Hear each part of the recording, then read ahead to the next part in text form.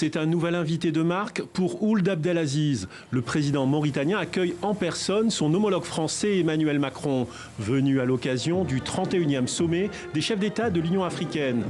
Mais après les attaques de djihadistes à Sévaré et à Gao au Mali voisin, avant tout, c'est de la sécurité dans le Sahel qu'il est question. Parlant du G5 Sahel, je veux évidemment ici avoir une pensée pour nos amis maliens, suite aux attaques lâches, odieuses des terroristes au PC de Sévaré, puis à Gao. Plusieurs militaires français ont été blessés, ils sont en cours d'évacuation vers la France, mais ce sont des civils maliens, des civils africains qui sont tués par le terrorisme. Le président Emmanuel Macron a très tôt apporté son soutien au G5 Sahel en lançant l'initiative Alliance pour le Sahel.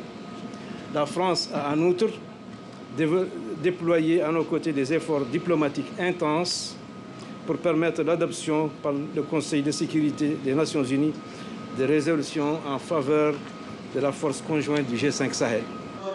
Mais au-delà du G5 Sahel qui s'impose à l'agenda de son 31e sommet, l'Union africaine est en plein tournant.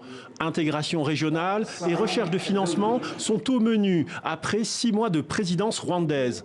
Mais c'est aussi l'occasion pour le Rwanda de Paul Kagame de faire campagne pour sa ministre des Affaires étrangères qui brigue la tête de l'Organisation internationale de la francophonie avec le soutien de la France.